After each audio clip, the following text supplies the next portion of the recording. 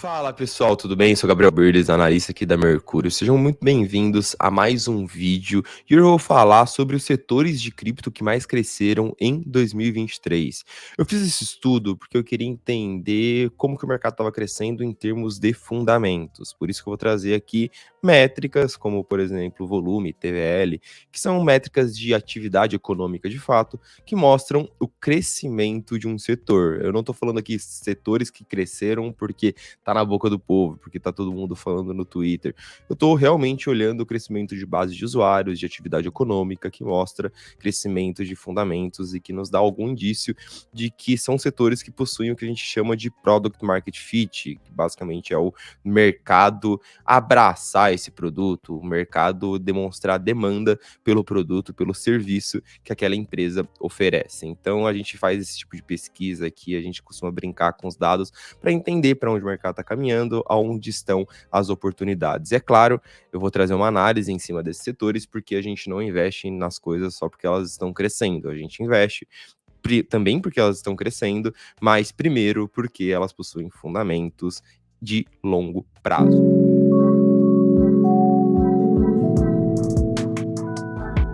Para fazer essa pesquisa, eu utilizei uma metodologia de considerar tanto crescimento percentual quanto crescimento absoluto, e casar os setores que cresceram os dois. Então não adianta um setor movimentar R$1, crescer 100% e passar a movimentar R$2. Eu prefiro um setor que cresceu 50%, mas que movimentava 1 bilhão e agora movimenta 2 bilhões. Então eu tentei casar crescimento percentual com crescimento absoluto, para ver os setores que cresceram muito relativamente dentro deles mesmos, mas que cresceram bastante, trazendo muito capital absoluto para dentro. E o primeiro setor que eu queria falar aqui para vocês é o setor de RWA, Real World Assets, tokenização de ativos reais. É um setor que muitas vezes fica um pouco fora do radar da Mercúrio aqui, a gente não olha tanto para o setor e não analisa tantos cases, tantos protocolos dentro desse setor, por entender que talvez o timing não seja o timing ideal para o crescimento de RWA, beleza? E aí a gente se deparou aqui com esse crescimento estrondoso, a gente começou o ano de 2023 com, obviamente eu tô olhando aqui TVL, que é uma métrica que pode ser suja, né, mas o importante é a gente trazer o TVL e depois fazer a análise por trás para entender de onde está vindo esse capital travado. Mas a gente começou aqui com um TVL de 120 milhões de dólares no começo de 2023, a gente já tá batendo aí 800 milhões de dólares. Então a gente tá falando aí de um crescimento de 5 a 7 vezes de capital travado nesse setor aí de tokenização de ativos reais. Então, como eu bem destaquei para vocês, esse setor Real World Assets, RWA, ele faz menção à tokenização de ativos que estão presentes no mundo real. Você tokeniza esses ativos, joga ele dentro de uma blockchain. Por que jogar um ativo do mundo real, uma casa, por exemplo, dentro de blockchain? Porque blockchain, ela é extremamente mais eficiente, mais transparente, mais segura e mais globalizada. Por exemplo, se eu sou uma empresa e eu quero tomar um título de dívida, por exemplo, quero emitir uma dívida e quero que o mercado deposite dinheiro nessa meu título de dívida, para eu levantar dinheiro, né, emprestar, pegar dinheiro emprestado do mercado. Aqui no Brasil eu fico restrito ao mercado brasileiro e eu tenho que passar por todas as burocracias de você estruturar uma dívida, levantar uma dívida e buscar investidores aqui dentro do Brasil. Então eu acabo ficando nas mãos dos agentes que eles são responsáveis pela comercialização desse meu título de dívida. É um processo burocrático e que eu tenho acesso a um mercado pequeno, com pouca liquidez. Quando eu faço isso de forma tokenizada e jogo on-chain, jogo num mercado líquido on-chain, eu tenho principalmente ali uma transparência muito grande de como isso está sendo feito, quais estão sendo feitas as transações desse meu título de dívida, e eu tenho uma liquidez muito grande, porque é uma liquidez globalizada. Então eu consigo comprar e me desfazer desses títulos de dívida e ter uma liquidez on-chain do mundo todo disponível para mim. Eu não fico restrito a só um mercado. Fora outros diversos benefícios, como não precisar da confiança de um intermediário e, por exemplo, conseguir fazer outras operações com essa dívida tokenizada. Eu consigo prover liquidez em outro lugar, fazer operações de alavancagem com essa dívida, os money legos que DeFi nos permite fazer. E esse mercado ele possui diversas vertentes de crescimento. Então a gente tem aqui, por exemplo, o RWA Rails, que é os caras que oferecem infraestrutura para o crescimento de reward assets, por exemplo, securitização e tokenização. Então ele é o cara que pega o ativo do mundo real, que pega algum produto, pega alguma coisa física, pode ser tangível ou intangível, tokeniza e joga isso em blockchain. Tem o cara do compliance, que ele vai fazer toda a parte jurídica pública, toda a parte de segurança para garantir que aquela tokenização foi feita da forma correta. E a gente tem os provedores dos ativos, de fato, que pode ser desde um ativo imobiliário, um ativo de crédito privado, crédito público ou ações. Basicamente, eles oferecem esse produto para ser tokenizado e colocado on-chain. Eu queria destacar aqui que, apesar de todos esses casos de uso que eu falei para vocês, o crescimento desse setor, que foi muito grande do começo de 2023 para cá, é um setor que apareceu aí no nosso screening de maiores crescimentos, ainda é um setor que está passando por esse processo, né? Está muito no começo ainda. A gente está abaixo de 1 bilhão de capital travado e hoje a RWA é o 10º setor de DeFi com maior crescimento. Você pode ler isso de duas formas. Primeiro, que o setor está muito no começo, tem muitas oportunidades de crescimento ainda, então é muito legal estar de olho nessa narrativa e se alocar agora. Segundo, que é algo que está muito no começo, tem muito risco. Eu prefiro entender sobre o viés de que está muito no começo e tem muita oportunidade pela frente, porque eu acredito no caso de uso tokenização de ativos reais. Porque eu acredito que o formato tokenizado de você transacionar ativos é muito mais eficiente do que o formato que a gente conhece hoje. Então, eu acredito no mercado crescendo dessa forma tokenizada. Porém, eu acredito que a gente não está no timing para pegar essa pernada de crescimento. A gente não tem catalisadores tão grandes para o crescimento dos melhores casos de uso dentro de Real World Assets. Essa é a minha visão. Beleza? E aí você pode me perguntar, Gabriel, mas por que você acredita que o setor não tem catalisadores tão fortes no momento e não está no timing ideal, se ele cresceu aí de um pouco mais de 100 milhões para quase 1 bilhão em menos de 6 meses?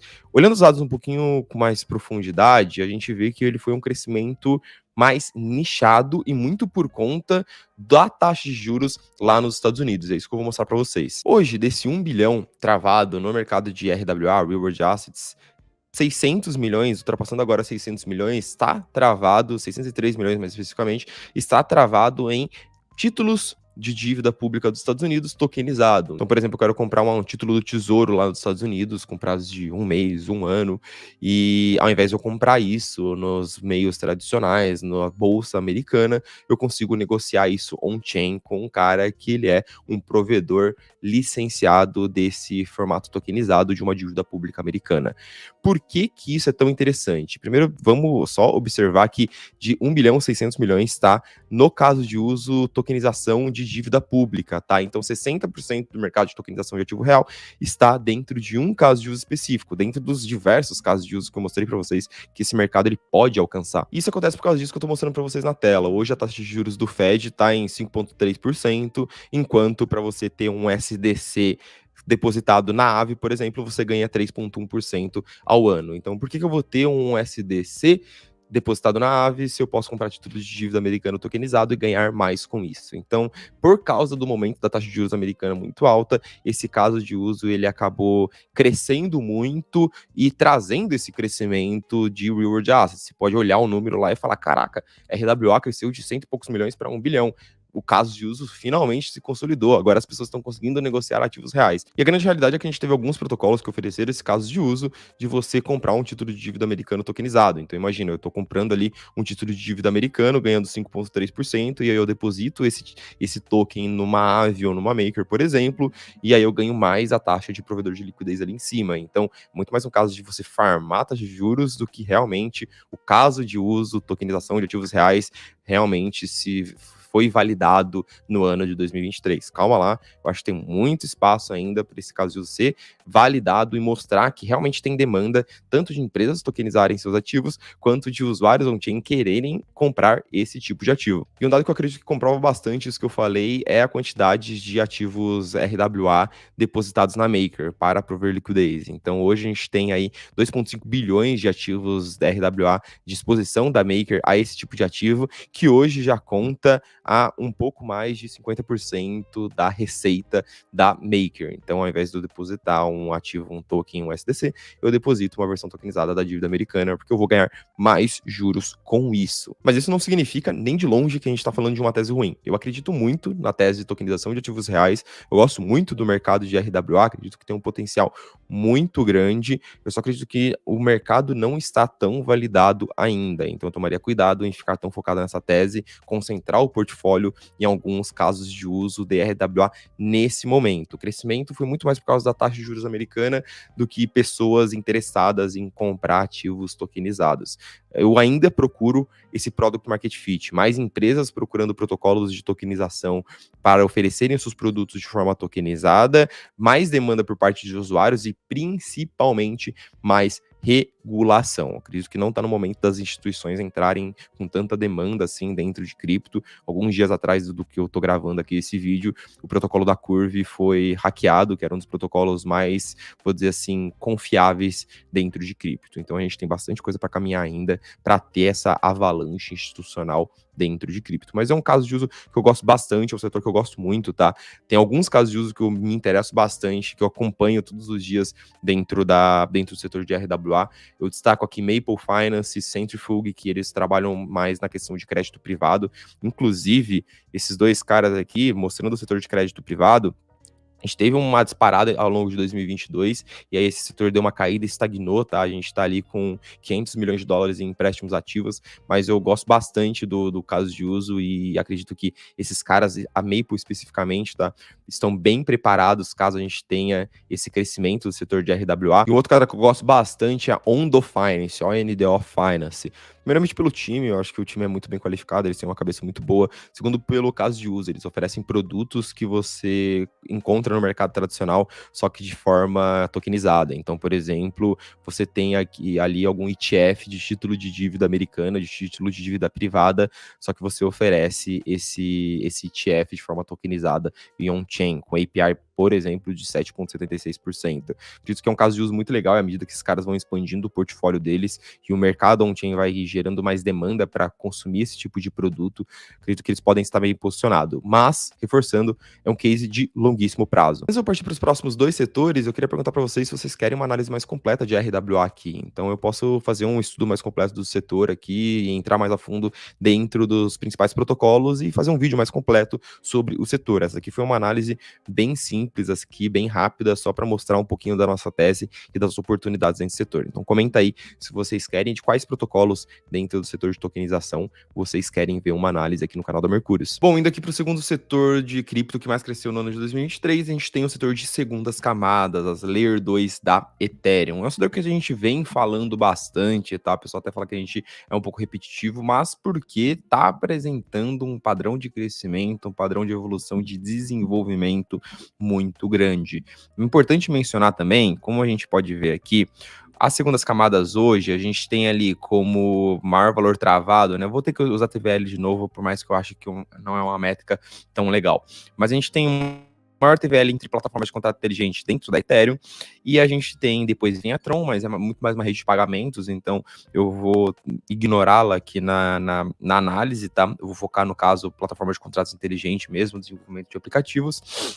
A gente tem a Binance Smart Chain, que é uma monstruosidade por causa da Binance, e logo em seguida a gente vem com a Arbitrum, a Optimus, a Polygon, em sequência com os maiores TVLs, e a ZK-Sync também, que deveria estar figurando aqui, que está crescendo bastante nos últimos meses. E esse cenário não era o cenário de 12 a 18 meses atrás. A gente via outros caras aqui, como a própria Solana, a Avalanche, a Phantom, até mesmo a Terra Luna dentro do ecossistema da Cosmos, figurando entre os maiores TVLs entre as plataformas de contratos inteligentes. É importante dar uma contextualizada, porque no último ciclo, o ciclo de 2020 e 2021, essas plataformas, essas Layer 1 alternativas, essas blockchains alternativas da blockchain da Ethereum, elas estavam no estágio muito prematuro de desenvolvimento e elas foram muito estressadas pelo mercado, porque o mercado aqueceu muito, entrou muita gente em cripto, e elas foram estressadas no momento em que elas não deveriam ser estressadas.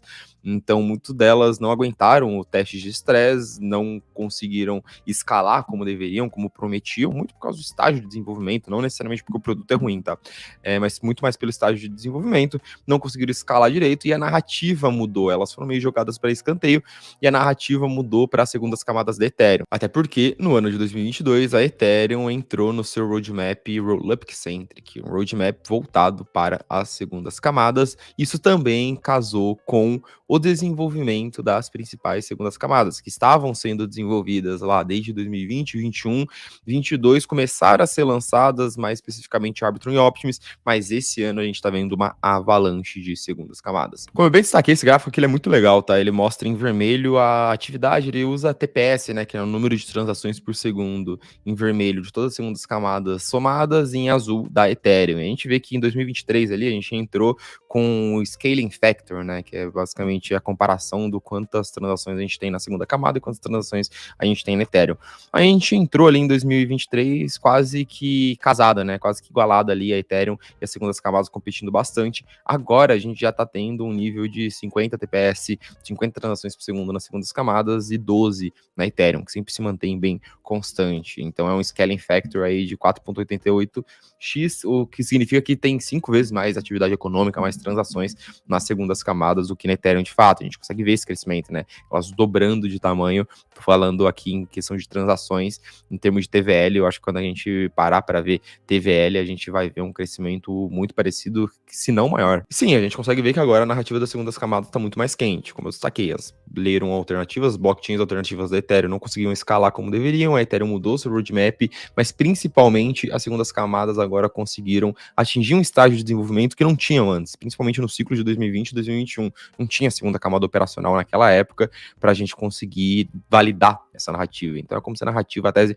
começasse a ser validada agora. Os produtos estão começando a ter usuários, começando a ter demanda agora. E a gente consegue ver esse desenvolvimento ficando mais aquecido ao longo dos últimos anos, né? A gente consegue ver no final de 2021 o primeiro roll-up otimista Arbitrum atingindo o mainnet, sendo lançado, e mais recentemente a ZK Sync lançando o seu primeiro ZK EVM para a mainnet, muito próximo ali, alguns dias de diferença da Polygon, ZK EVM também entrando em mainnet. Então são duas segundas camadas com foco em ZK, sendo lançado também no mesmo período, então atraindo boa parte desse capital aí que tá vindo no momento. Para quem acompanha aqui a Mercúrios, todo mundo já sabe a nossa tese de segunda camada, eu não quero ficar sendo repetitivo aqui, todo mundo entende que a gente acredita muito nas segundas camadas como uma forma de absorver parte da atividade econômica e escalar a Ethereum, a gente acredita nisso.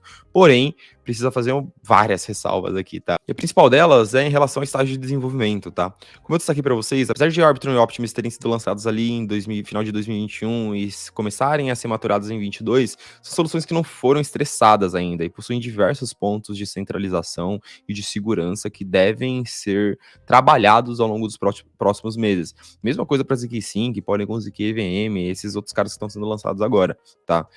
São tecnologias que estão no seu processo de maturação, não atingiram um estágio de desenvolvimento que eu consigo chegar aqui e afirmar, olha, se o mercado aquecer, esses caras eles vão conseguir escalar e ter taxa barata e ter um UX bom para o usuário e principalmente ser uma solução segura. Hoje, muitas delas não são soluções seguras, são soluções altamente centralizadas. Eu tenho que destacar também que a narrativa está tão aquecida assim, muito por causa de airdrops. A maior parte das segundas camadas ou fizeram airdrops ou estão prometendo airdrops. Então, boa parte dessa atividade econômica que está lá é uma atividade econômica que a gente chama de inorgânica, uma atividade econômica insustentável. Não tem muitas aplicações na rede, não tem muito caso de uso real que mostre que esses usuários são usuários verdadeiros, que a gente chama, que usuários que estão na rede para utilizar alguma aplicação ali da rede ou porque a rede é muito boa. Saíram da Ethereum porque essa outra rede é mais barata e tem um UX melhor que a Ethereum, oferece a mesma coisa que a Ethereum oferece. Não, muitos deles estão ali puramente por farming de airdrop. Então esse disclaimer é bem importante, sim, a narrativa está muito quente, sim, segundas camadas estão crescendo muito. Eu acredito